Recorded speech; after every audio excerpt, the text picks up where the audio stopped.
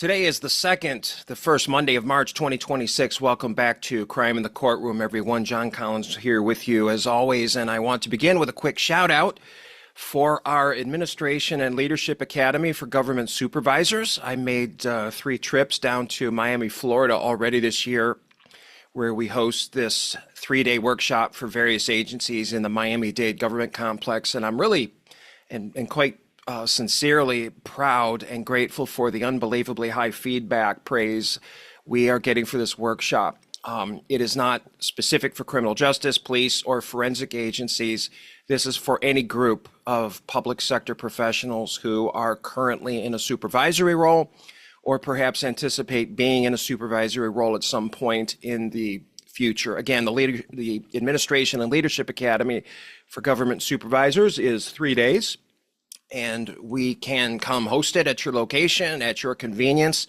So just reach out to me at john@criticalvictories.com for more information. And I also have one other quick housekeeping announcement. We are hosting 2 online offerings of our popular Advanced Expert Witnessing course for forensic laboratory scientists. We did have to make a scheduling change. So our first will be held May 11th to May 14th of this year, and the next offering will be held in August. That'll be August 10th to the 13th, and I will include a link in the program notes for the registration. So again, if you have any questions about that or you'd like to sign people up, please do so sooner than later because we anticipate that we're going to be getting a pretty strong response. So during our last episode, we touched on the tragic disappearance of Ms. Nancy Guthrie, the mother of NBC Today show host Savannah Guthrie.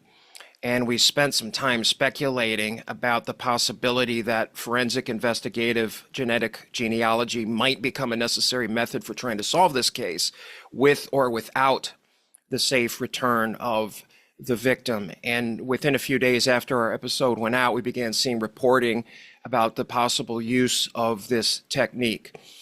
You can also tell from statements that are being made and reports that are coming out that indeed there probably is quite a bit of forensic evidence in this case. But as we discussed last time, until you have people, places, or things to compare it to, it just doesn't have much value. So to the extent that forensic evidence may or could be relevant to locating the victim and or the suspects, it's likely going to be through database searching of some sort.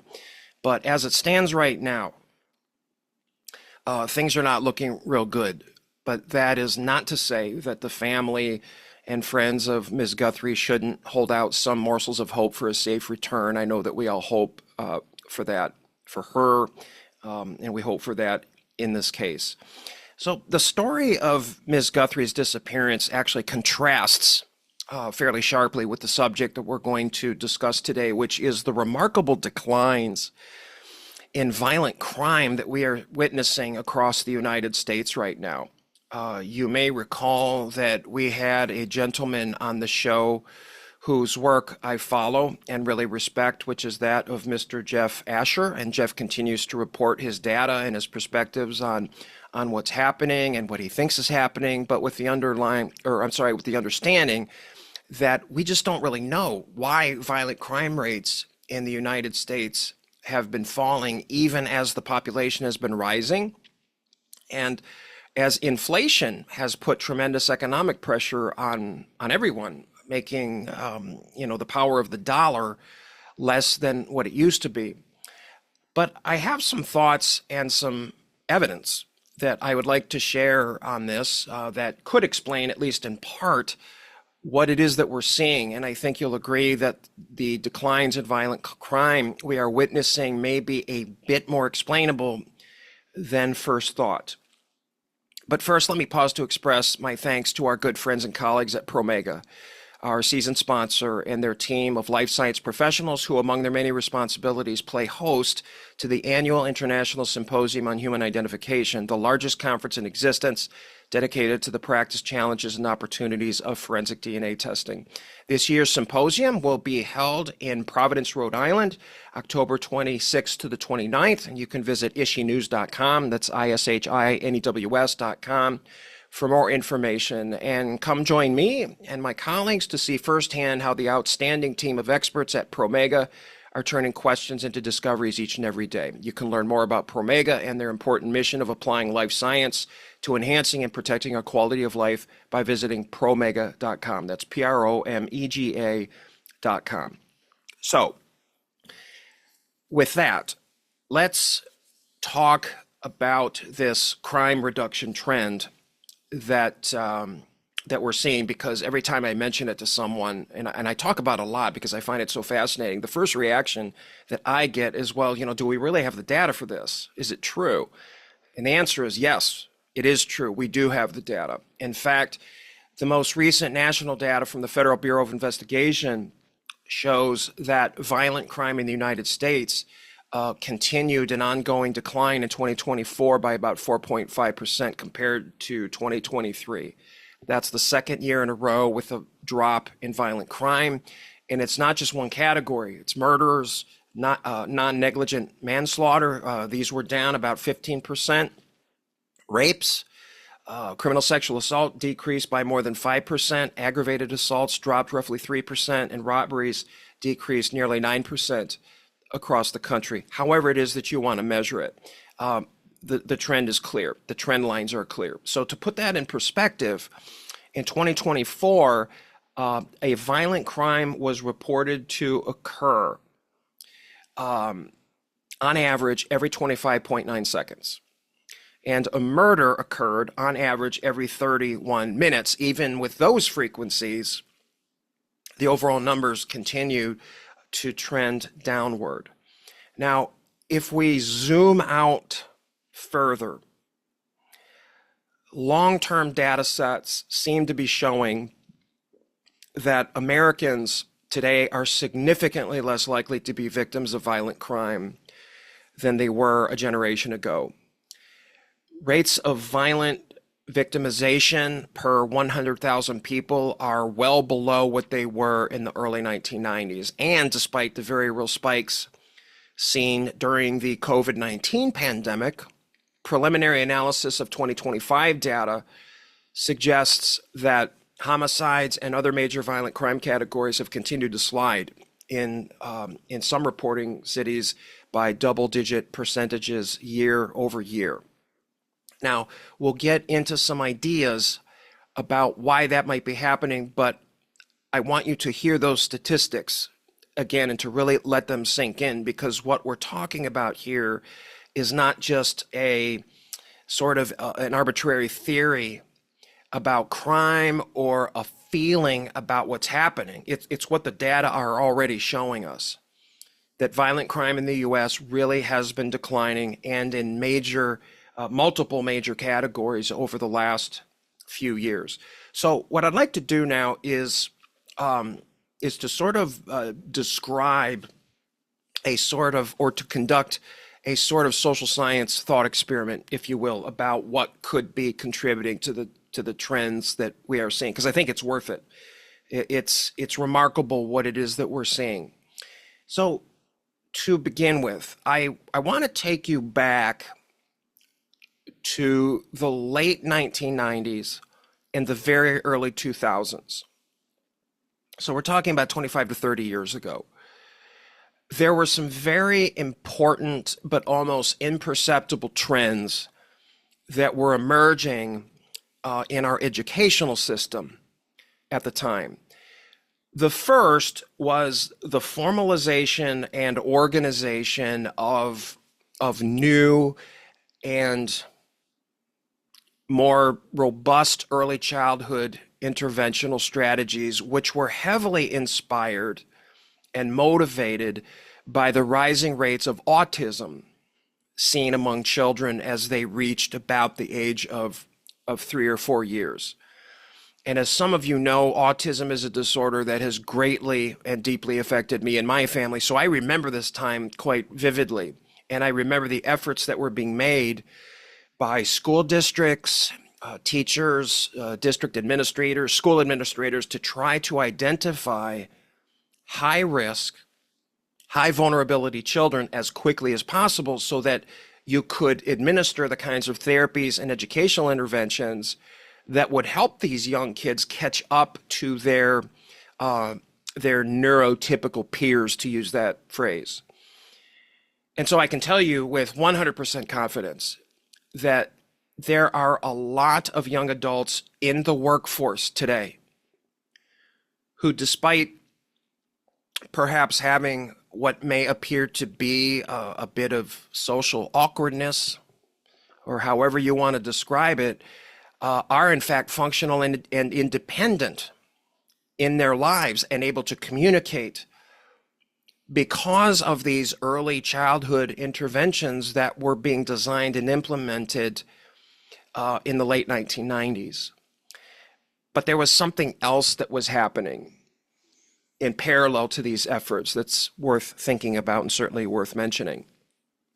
The broader overall approach to improving early childhood interventions also allowed schools to detect or recognize other kinds of disorders, disorders in communication, learning, personality, or sensory processing, for example. And even though these children may not have been autistic or on the autism spectrum, as they say, or maybe not even cognitively delayed, many were able to receive therapies and interventions and supports that gave them coping skills, that taught them language and communication strategies that relieved them of a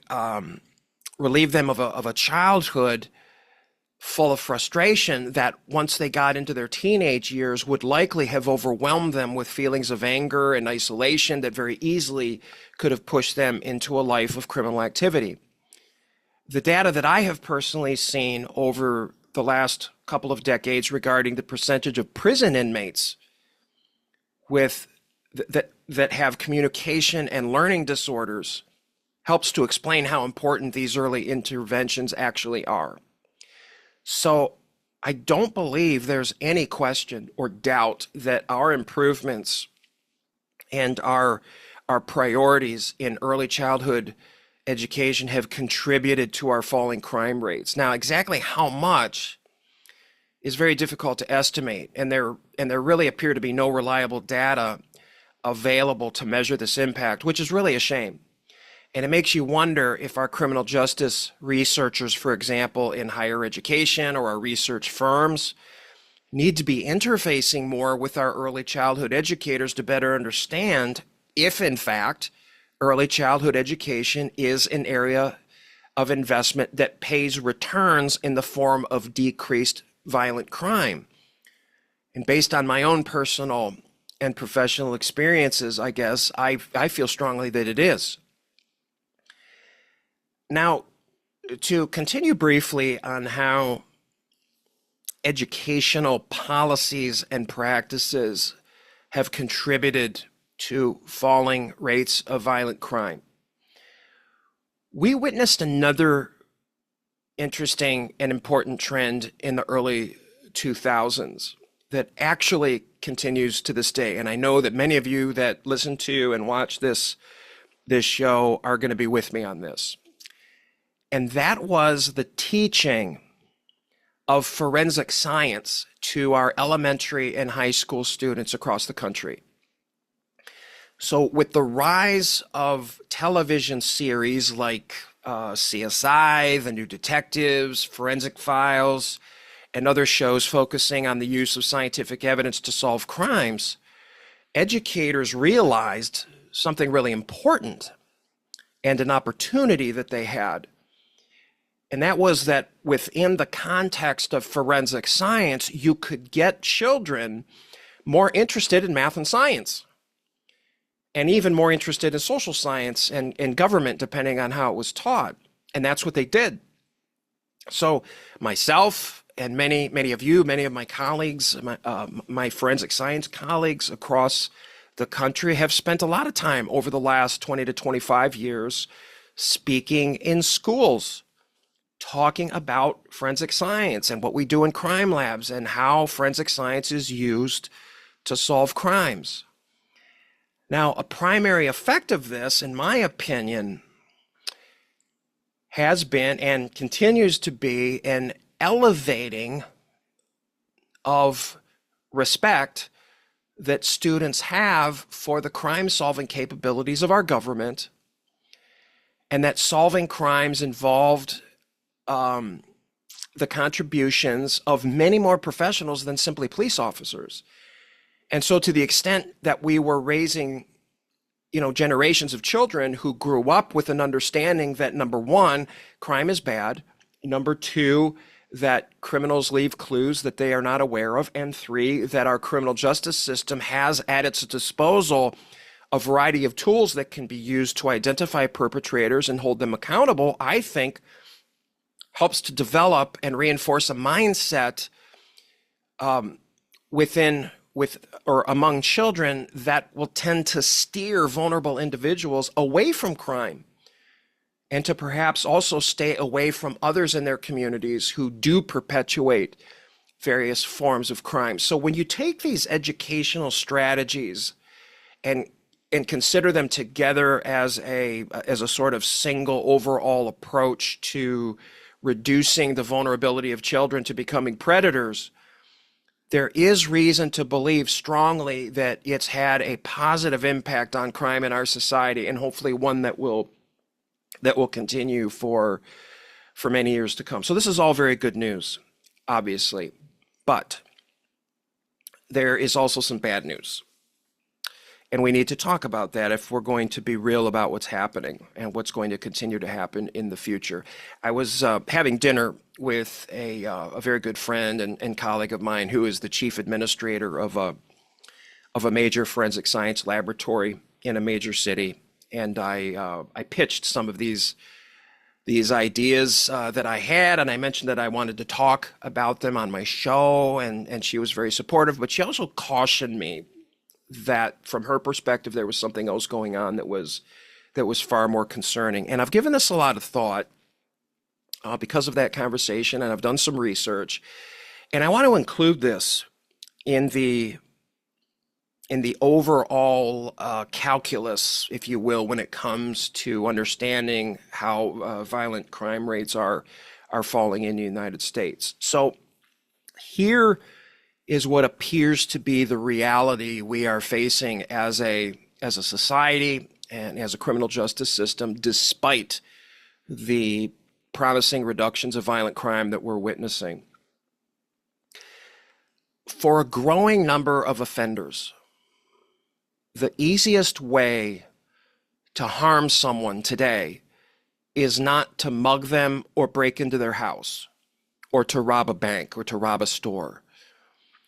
It's to puncture the lives of potential victims digitally and to take what these offenders want, money, identity, access, leverage, without ever being in the same room as their victims, never having to look them in the eyes, never having to risk being seen or being confronted by an angry family member. And the numbers here are actually quite hard to ignore. The FBI's Internet Crime Complaint Center, also known as IC3, reports that in 2024, they received close to 860,000 complaints. And the reported losses were $16.6 billion, which they note is a 33% increase over 2023. And in the FBI's own press release summarizing that report, they lay out the facts. And that is that the most commonly reported categories, including phishing, spoofing, extortion, and personal data breaches, and the biggest losses came from investment fraud involving cryptocurrency, totaling over $6.5 billion. Now, I always want to be careful here because these are reported complaints. IC3 is not a complete census of every cybercrime in America, but it still tells us something very important, and that is that the volume of these crimes and the volume of the losses are enormous. And the trend lines are without question going in the wrong direction and rather quickly. And if you want to set a second federal data set that's pretty hard to brush off. The Bureau of Justice Statistics reported that in 2021, an estimated 23.9 million people, or about 9% of U.S. residents age 16 or older, experienced some kind of identity theft in the prior 12 months. And that identity theft, the victims' losses totaled about $16.4 billion in just that year. So when we talk about crime as if it's just this one thing, as if it's just, just one bucket of behaviors, I think we miss what's happening right in front of our faces, and that is that traditional forms of street violence can certainly fall at the same time that financial predation and cyber-enabled kinds of fraud and exploitation rise. Because if you're an offender and you can make money without showing your face, without risking a physical struggle, without risking a weapons charge or other violence against person charge, which can be very, very severe, and without risking getting identified by eyewitnesses or surveillance cameras, then why wouldn't you? And perhaps most pertinent to our discussion here today is that from a single mugging, for example, of a single victim, there is a hard limit to what the perpetrator can gain from it. It's just one victim, one instance. But cyber crimes, cyber fraud, and cyber exploitation is scalable, enormously scalable, which gives it great economic expediency and I would say efficiency. So a burglary, it requires you to go somewhere, to travel. A cyber scheme, on the other hand, can be run from your bedroom or your basement or from a completely different country. A robbery gets you whatever is in a wallet or a purse. A data breach can get you access to an account, a retirement fund, a line of credit, a business email system, or a whole book of clients for that matter. And here's another layer to this. And this is the part where I want to be very transparent that I am speculating, but I am not speculating irresponsibly. A lot of this kind of cybercrime is not being carried out by, impulsive people with poor planning skills or poor life skills or unfortunate socioeconomic backgrounds. Some of it, might be. Plenty of online fraud is, what we might describe as sloppy, or disorganized, or sort of opportunistic. But a considerable portion of cyber-enabled crime is committed by people who are actually quite talented, quite patient, strategic, technically skilled, and psychologically manipulative. And that points us toward a different offender profile than the person that we usually picture when we talk about crime prevention, which raises what I think is quite a disturbing likelihood, which is that some of the people who have become traditional violent criminals, or who would have become traditional violent criminals just, a generation ago, the predators, the exploiters, the thieves, they are now simply choosing a method that better fits their strengths and lowers their risk. And when we talk about that kind of offender, we're often describing a personality style more than an educational diagnosis. We're talking about low empathy, comfort with deception, willingness to exploit strangers, and a kind of emotional coldness, if you will, about the damage that is being inflicted on victims or the damage that is being left in the wake of these crimes. specifically within psychology research, and again, we've talked about this before on the show, the term dark triad becomes particularly relevant.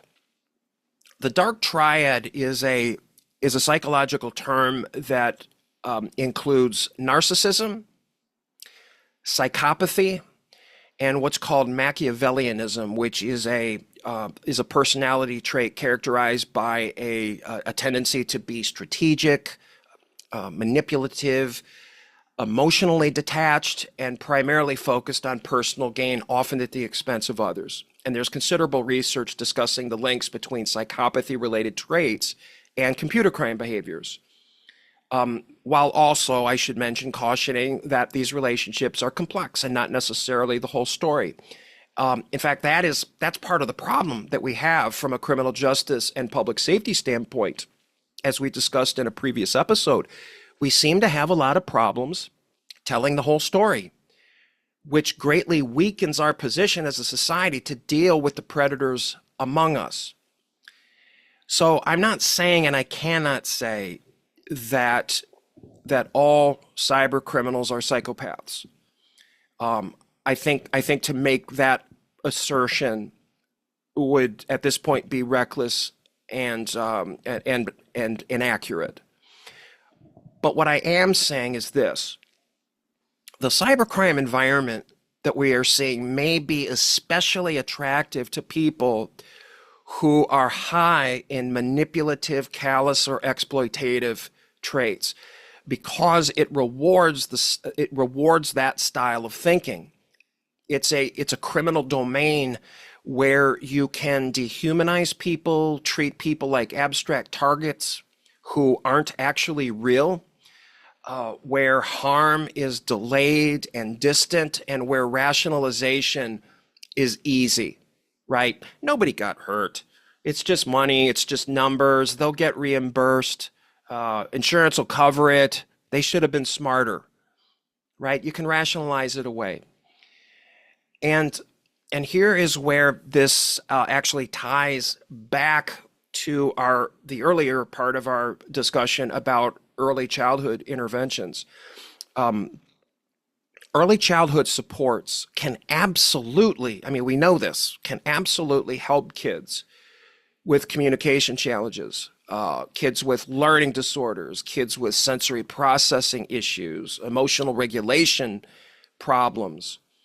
And the investments that we make in those early childhood interventions absolutely matter and absolutely have a positive impact.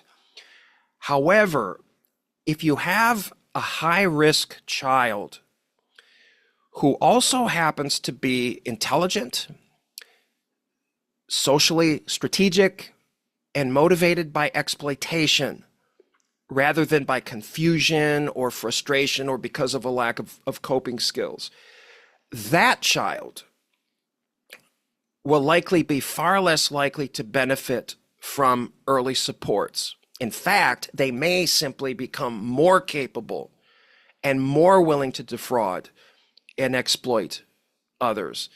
And they will begin by learning how to defraud and exploit their teachers in the classroom or in the therapy room. And I think that is the unsettling truth that we have to sit with, which is that crime prevention may be working in one lane of society or one lane of our criminal justice system, while at the same time predation is accelerating within another. And if that is the case, and the evidence suggests strongly that it is, then our public conversation about safety needs to modernize. And I believe there is a very real need to think seriously about dramatically increasing the severity of punishments administered to cyber criminals. Because the coming decades of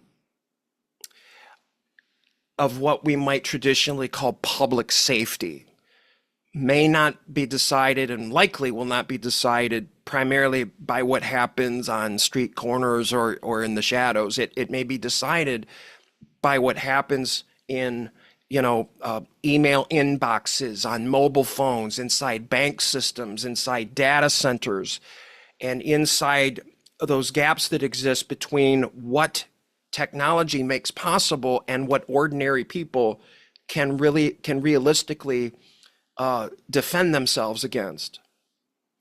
And so that brings me to a final point that I'd like to make here, which is that if cyber-enabled fraud or exploitation is where a lot of modern predation is in fact moving, then the question isn't just, why is violent crime falling? The question also becomes, what are we doing as a society, as institutions, as systems of criminal justice to harden the environment against these very serious crimes that are in fact rising dramatically? And with that, I will close, and I'd like to thank each and every one of you again for joining me for another episode of Crime in the Courtroom. And as always, opinions expressed on our show are those of your host, John Collins, that's me, as well as our guests, and should not be construed as representing the opinions of our sponsors, collaborators, or any other professionals or organizations with whom we may be affiliated. Just as a quick reminder, if you're interested in our world-class, on-demand, and affordable training program for building your authoritative presence and conflict management skills, please visit criticalvictories.com/showupstrong. And if you are a police commander, forensic scientist, or forensic laboratory administrator, or a professional in another high responsibility occupation looking for a powerful but convenient way to achieve the high resolution self-awareness necessary to be at your best, even when everything is on the line, please check out my coaching page at criticalvictories.com/coaching. That's criticalvictories.com/coaching. You can start the process right now without any obligation, and I would love to work with you and any members of your team striving to build the skills and internal strength they need to meet whatever new or growing responsibilities they've been entrusted with. So we'll see you next time for another edition of Crime in the Courtroom. Let's all be safe, be great, and let's all stay committed to being a force for good and for protecting our quality of life from sea to shining sea. Thanks again, everyone. We'll see you next time.